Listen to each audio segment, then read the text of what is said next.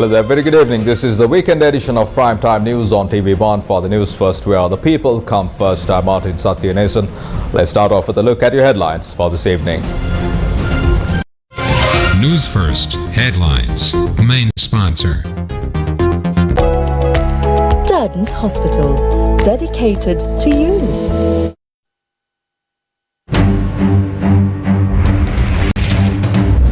"36 hours more for the ordinary level examination." Dengue mosquito larvae found in 90% of schools. Dengue prevention activities carried out in high-risk MOH divisions. A viral disease among pigs in the Western Province. Steps taken to obtain the vaccine. The lumpy skin disease observed in the north and east, reported from northwest. Senior diplomat Janta Dhanapala bids farewell.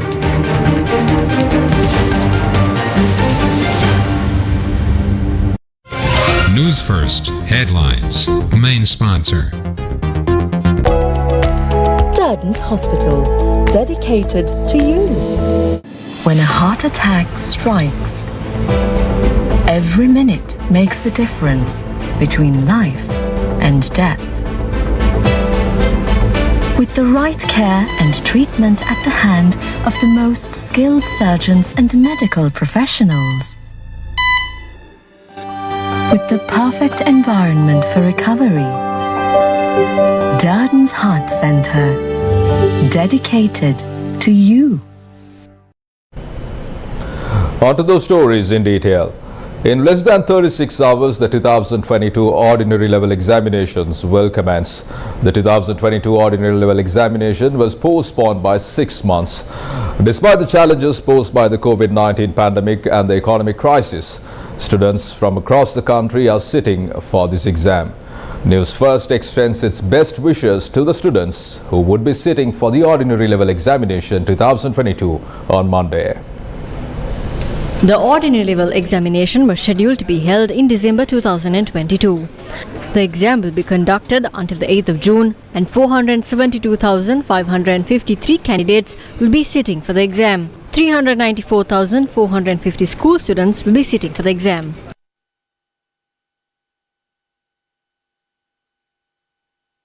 What preparations have been made for the ordinary level exam? Exam papers were issued to 3,568 exam centres last night. In total, 40,000 staff members have been assigned for this process.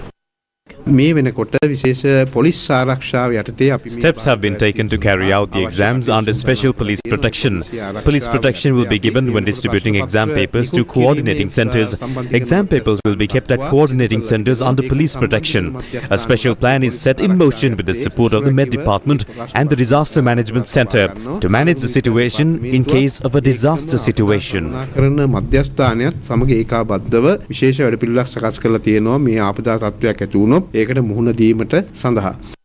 What are the special exam centres under operation? Special centres have been set up in Ratmalana and Tangol for candidates with special needs requirements. Commissioner of Examination said an exam centre has been set up for prison inmates to sit for the ordinary level exam. Another exam centre has been set up at the Apeksha Hospital in Maharagama for students receiving medical treatment. How are issues surrounding admission solved? If any candidates have not received admissions, especially private candidates, they can enter our official website and download the admission forms. Therefore, there is no need to panic. You do not have to come to the department. We have allowed making any amendments to the admission forms until the 24th of May. If you have any doubts, contact the department. What are the matters that candidates need to give special attention to? Report to the exam centres half an hour before the exam. Go to the exam centre prior. We will only allow candidates to enter the hall if they come half an hour before the exam. We hope to implement these laws strictly this time around. We will not allow candidates to enter after being late. The Department of Examinations advises the candidates to wear appropriate clothes as a preventive measure for dengue.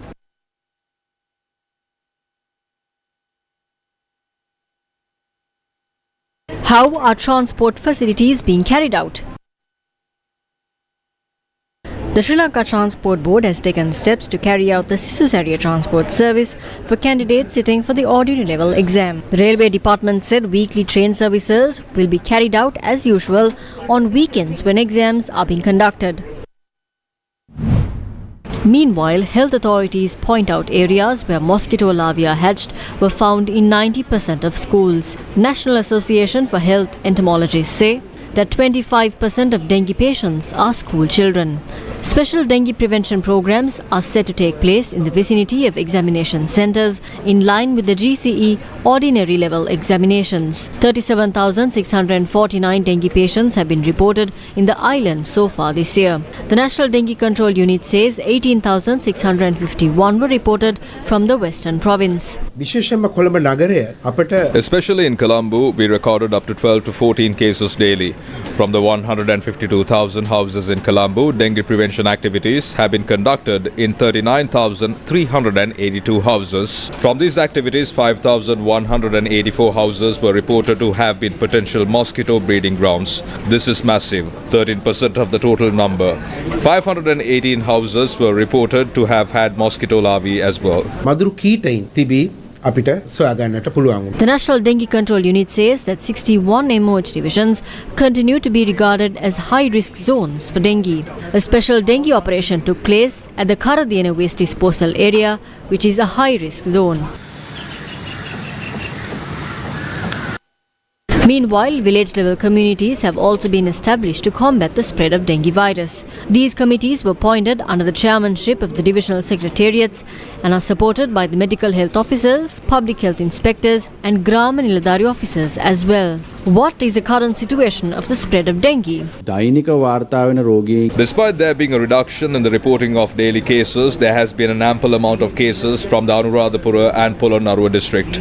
Meanwhile, the Batticaloa, Trincomalee, Kandy, Kegol, Ratnapura and Galle districts report a considerable number of dengue patients as well.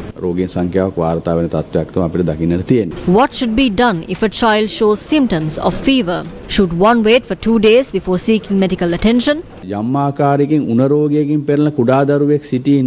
an infant suffers from fever, one should not wait for 2 days. Seek immediate medical attention. Meanwhile, it should also be stated that paracetamol is the only medicine that should be consumed in this regard. There is also the danger of showing symptoms of red spots. In the case of such symptoms, seek immediate medical attention. The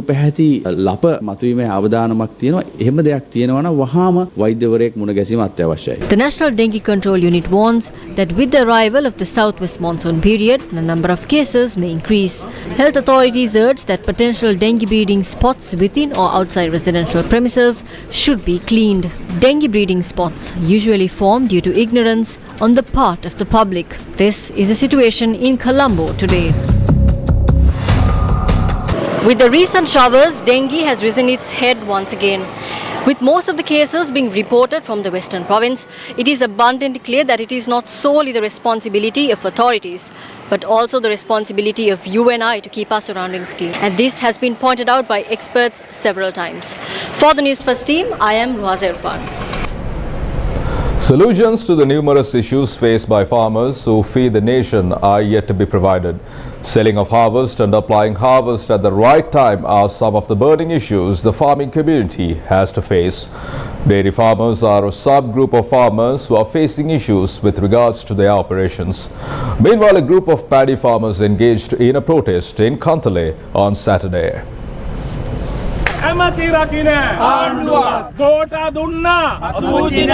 Farmers of Kantale are facing many issues, including the voucher system for issuing fertilizer and not getting a proper price for their harvest. The protest took place at the Pothankatu junction in Kantale on Saturday. This was organized by the farmers' organization of the Kantale Maha Irrigation Movement.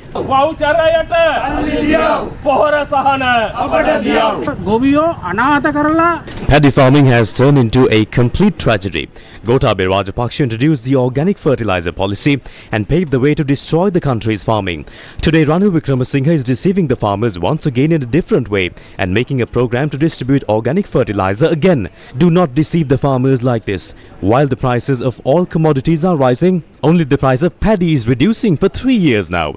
Today no one buys paddy for 75 rupees. The farmers of this country have been dragged to this position. We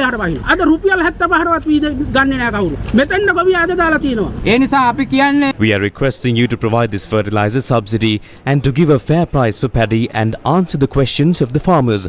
The minister is not answering this question. The farmers of Ampara Galloya farming movement also protested against the provisions of organic fertilizer through the fertilizer subsidy voucher. During the meeting of the Galloya Left Bank movement held on Friday, its members unanimously decided to completely boycott the provision of organic fertilizers under the fertilizer subsidy voucher provided by the government. Representatives of 64 farmers associations participated in this meeting. Usually when it's the beginning of the season, fertilizer has to be issued. We should get the vouchers, but this government is issuing the vouchers in the next season. It's been 45 days. Bundy fertilizer has also been applied. Gallons of compost and chemical fertilizers have been in storage for years. I went to get urea, it was overflowing. Such a can is around 10,000 rupees. Farmers don't take them. If they do, the crop will die or the dogs will eat the crop. When they are put on coconut trees, they die. In that case, after 45 days of making such stupid decisions, what kind of movie is it now, sir? There is no point in talking about paddy again. Now rice is 80 rupees. No one is buying the red kakulu you mentioned. It is such an unfortunate time for farming. What do we do now? We cannot give them what they want and let their commissions destroy our agriculture. President, we are not afraid of whatever the laws you bring. We are farmers and it's us who give them basmati or whatever the rice that they eat.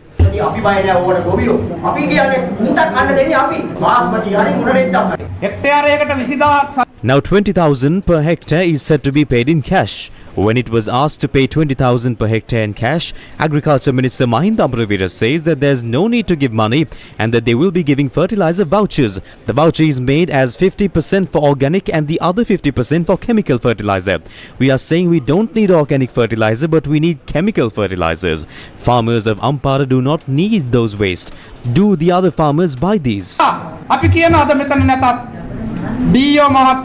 Then we say we don't want this. Even though they are not here today, we are telling the DO and our Assistant Commissioner of Agricultural Services not to bring these to Ampara for any reason. If it is brought, we will take necessary actions. We don't agree with the work of doing false work to earn money for the minister's goons and to get the minister's commissions.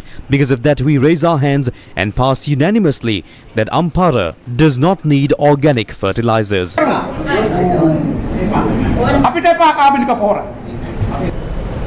The Department of Animal Production and Health says that a viral disease among pigs is spreading in several areas of the Western Province. Its director, Dr. Hemali Kotalavalu, says the viral disease that grows in respiratory system of pigs is known as TRRS. She added that the pigs contracted the virus are also dying. Dr. Hemali Kotalavalu said steps have been taken to immediately import the necessary vaccines for the disease. She also confirmed that the virus cannot spread to humans. While the spread of a virus is being reported among pigs, cases of lumpy skin disease in cattle is being reported from the northwestern province. Earlier this year, the lumpy skin disease found among cattle was reported from the northeast province. The lumpy skin disease is being reported from Horumbawa in Kurunegala.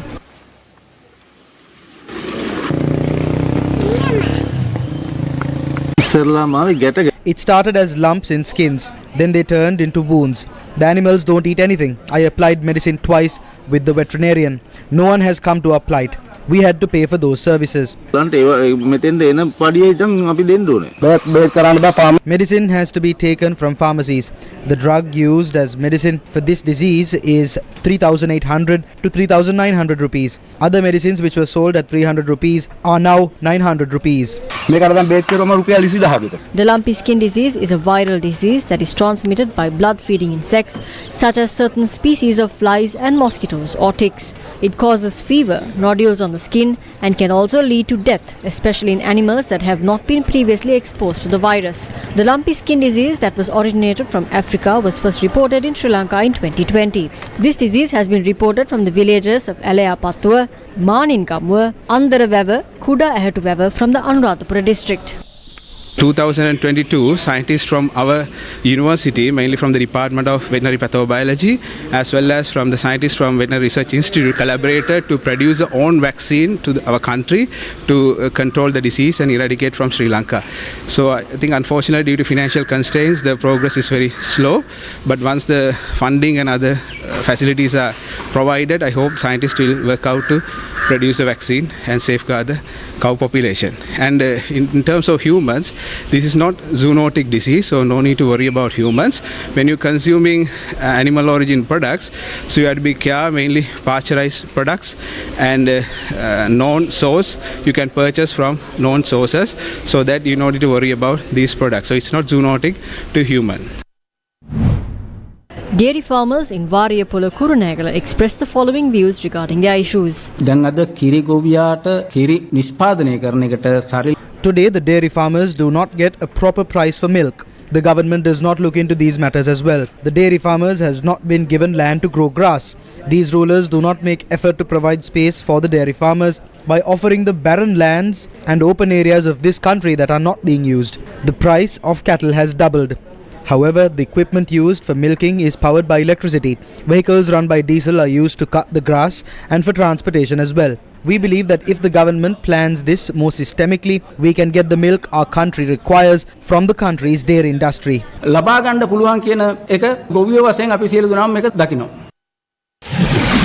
Sri Lankans are facing many challenges at present. Despite our situation, we as Sri Lankans can come out of this situation stronger than before and be an example to the world.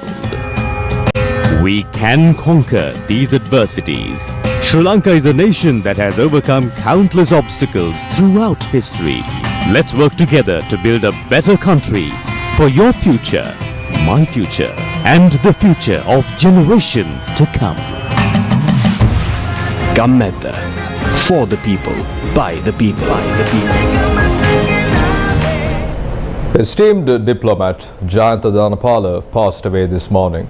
He passed away while receiving treatment at the emergency treatment unit of the Kandy National Hospital. Dr. Janta Dhanapala has served in Britain, China, America and Geneva during his diplomatic service. He is a degree holder from the University of Peradeniya. He served as the permanent representative of Sri Lanka to Geneva from 1984 to 1987. From 1995 to 1997, he served as the permanent representative of Sri Lanka to the United Nations.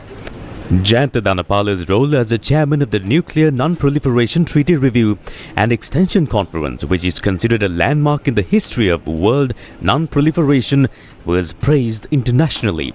Dr. Janta Dhanapala also served as the Secretary General of the Office for the Coordination of the Peace Process in Sri Lanka. During 2004 and 2005, the then government was ready to nominate Dr. Janta Dhanapala for the position of Secretary General of the United Nations, but the attempts did not prove successful owing to the three-decade war in Sri Lanka. 3 14-year-old school students of Ambevilla who were said to be missing were found today. They were found during an operation carried out by the Kapatipola police in the Kalukale Forest Reserve. The 3 school students were missing since Friday evening. According to the information received by the Kapatipola police, an operation was launched in the Kalukale Forest Reserve. The 3 students were found near a stone cave where they had spent the night.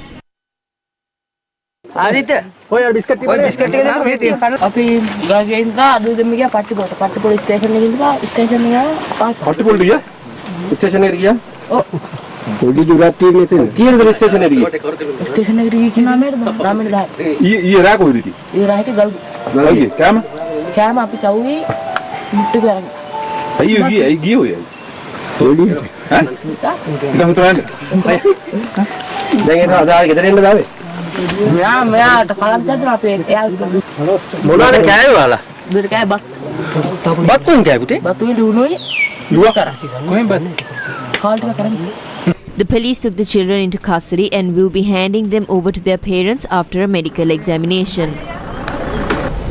President Ranil Wickremesinghe met President of Mahabodhi Society of Sri Lanka, Venerable Banagale Upadhyayatthero in Tokyo, Japan. The President made this visit during his tour of Japan.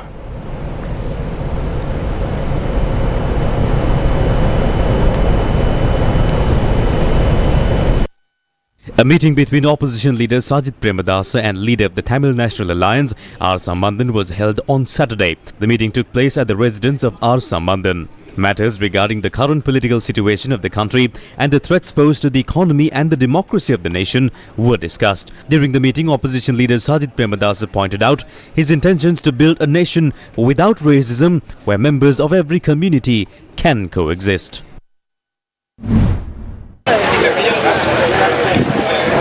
A beach cleaning program to clean up the eastern coast commenced on Saturday with the participation of the governor of the eastern province, Sendil Tondaman.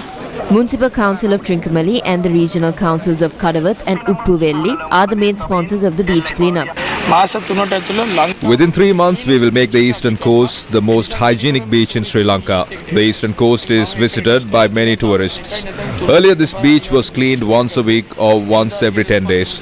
I have given instruction to clean the beach once every 2 to 3 days. Not only the officials bear the responsibility, even the general public must be responsible in keeping the beaches clean. The second thing is about the hotels.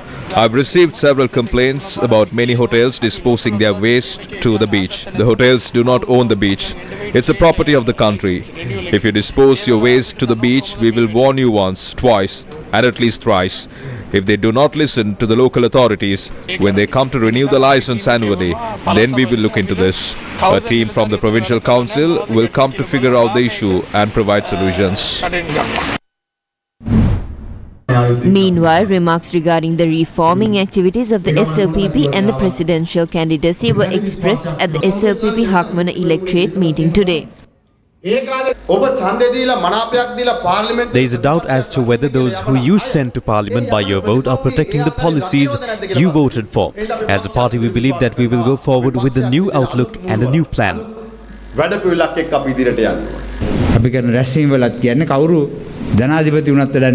In any meeting that we have, we say that it does not matter who becomes president unless we can have a say in making him the president.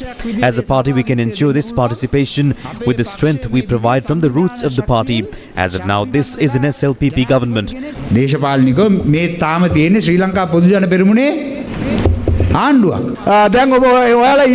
Many ask if we would make Ranil Wickremesinghe the president next time as well. We have not made this decision from the party as of yet.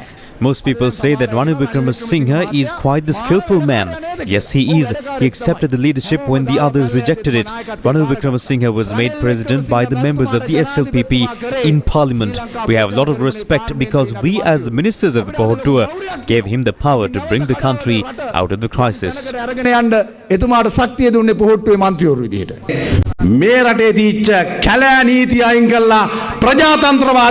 are grateful for Ranil Wickremesinghe for ensuring that democracy prevailed. Some say that their presidential candidate is Sarath Fonseca. Patali Champika made another party. Janaka Ratnayaka or Mike Tyson, he too is in the picture now. There are others who are to come back from retirement of the army and others who are linked with media institutions. In the recent future, actors and actresses will also stand in queue for this.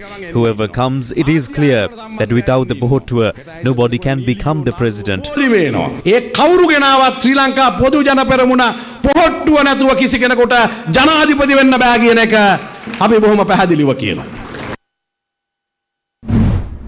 Meanwhile, the leader of the Sri Lanka Muslim Congress, Rauf Hakeem, expressed the following views regarding the future course of action of the party after an event in Kandy on Saturday.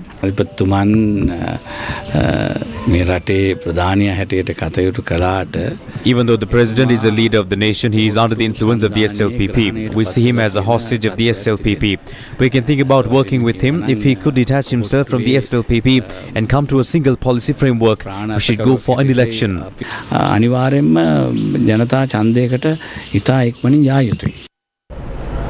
Watch has the details of an individual reported injured in a shooting in Thalduwa, Divisavia.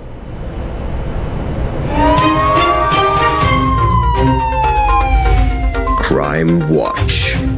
A person was reported injured in a shooting in Thalduwa, Divisavia. The shooting took place at the Thalduva junction at around 6:30 p.m. on Friday.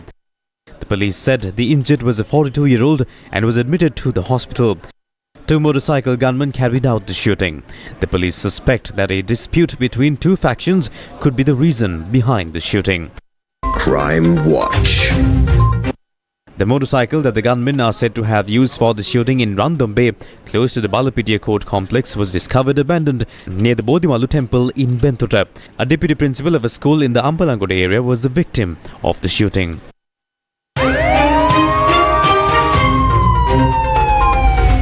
Crime Watch. The annual district conference of Toastmasters in Sri Lanka and Maldives, Ovation 2023, commenced at BMICH on Friday. Toastmasters across the island and from various other countries participated in the event on Friday. World champion of public speaking 2017 Manoj Vasudevan delivered the keynote address on the first day. The annual district conference of Toastmasters in Sri Lanka and Maldives is scheduled to be held on the 27th and 28th.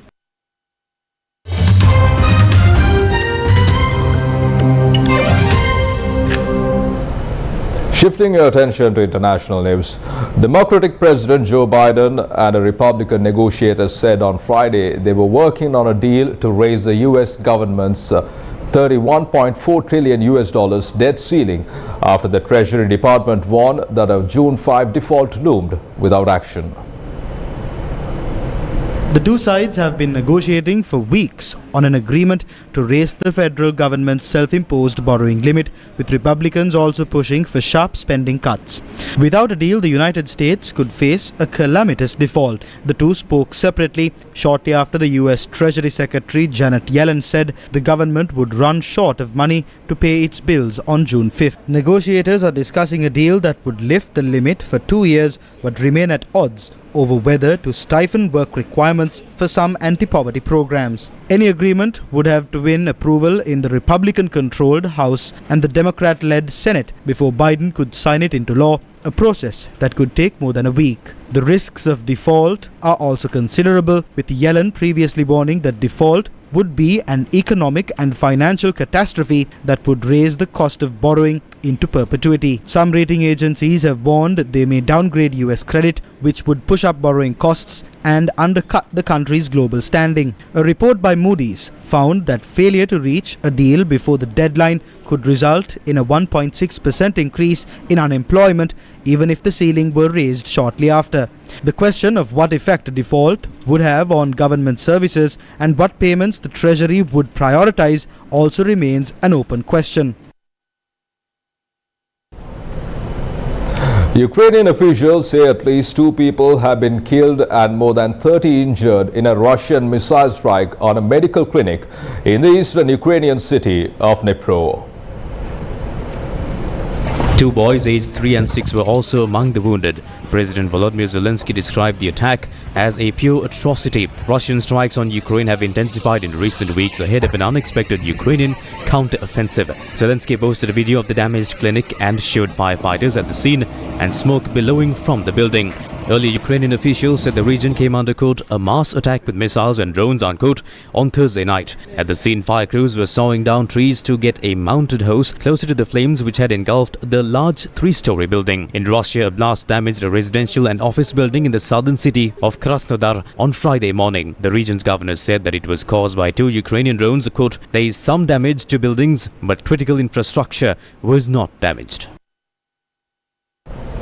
A magnitude 6.2 earthquake was detected at a depth of 50 kilometers of eastern Chiba prefecture on Friday, jolting nearby areas, including Tokyo.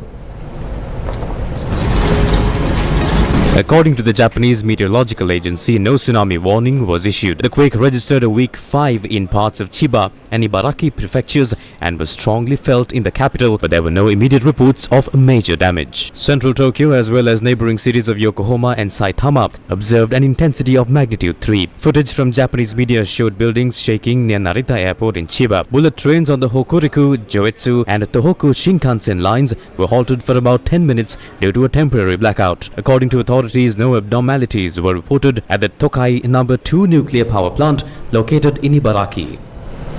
A look back at your local news.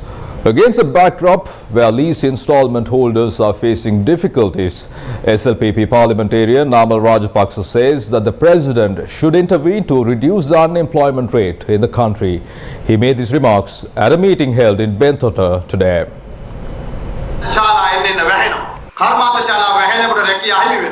We see how industrial workplaces are closing. When this happens, unemployment rises. When one or two of these workplaces close, many jobs are lost. With this, an issue may arise in society. We believe that the president will intervene in this regard. Discuss this with stakeholders. We ask the president to ensure the safety of these jobs, at least protect the jobs that already exist.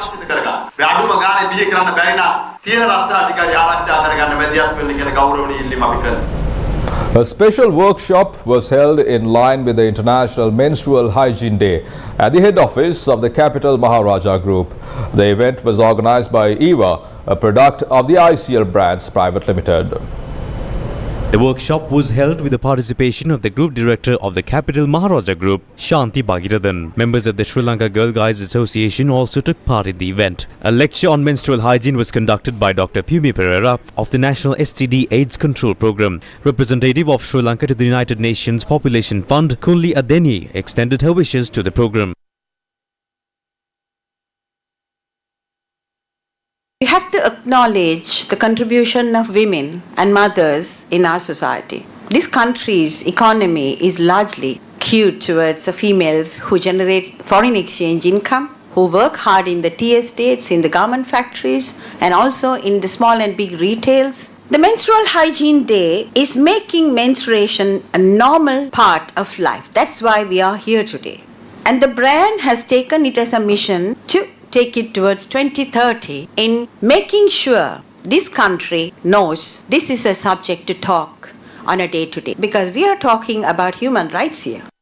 In school, we were told in very technical terms about the menstrual cycle, but never the practical aspects. In the same way, we don't talk about menstrual health. Not in the terms that people really understand. Over 7 billion people in the world, more than half of them have it every month. I'm really glad that EVA is the only company who wrote to me saying they are interested in partnering with us. Now we are in this journey of passing this message to our girls, guides, leaders, schools and everyone. Learn whatever being taught here today, take that message across. Certificates were awarded to those who took part in the workshop.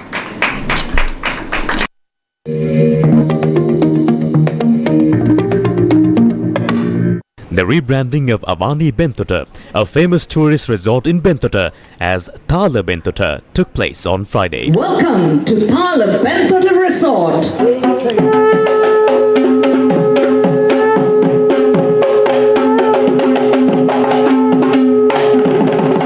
A group including the Group Managing Director and Chief Executive Officer of LOLC Holdings PLC, Kapila Jayawardena, participated in the event. Thala Bentota is a part of the Browns Hotels and Resorts chain of LOLC Holdings PLC. In Sri Lanka, we are seeing a new turnaround. There's a new light for the leisure business, especially with the situation in the country normalizing, with the economy normalizing. We see a renewed interest in Sri Lanka, and a lot of foreign media, a lot of foreign analysts have put Sri Lanka right on top of the best places to visit in the globe. And I think this repositioning comes at a very appropriate time.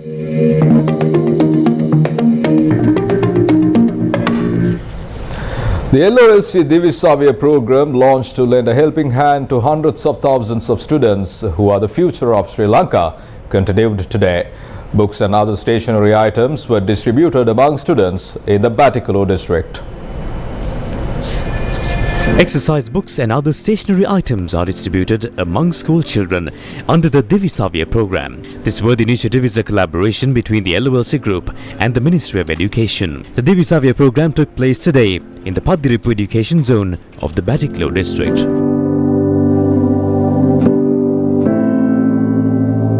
School books and stationery items were distributed to the students of the Kaluthavele Kanesha Vidyalaya, Periyakallar Pulita Arula Nandar Vidyalaya and many other schools.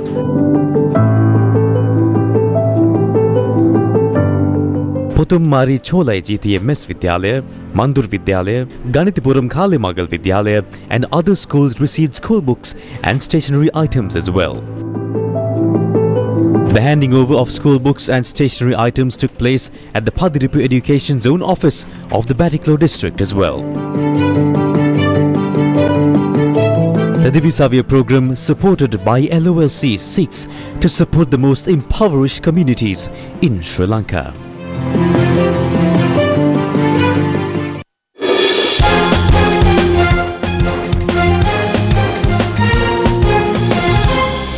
Finally, in your sports news, the Nations Trust Golf Championship took place on Saturday at the Royal Colombo Golf Club. Nations Trust Bank, in partnership with Royal Colombo Golf Club, hosted the Stableford Golf Tournament for the 8th time with the participation of over 200 invited customers and business partners.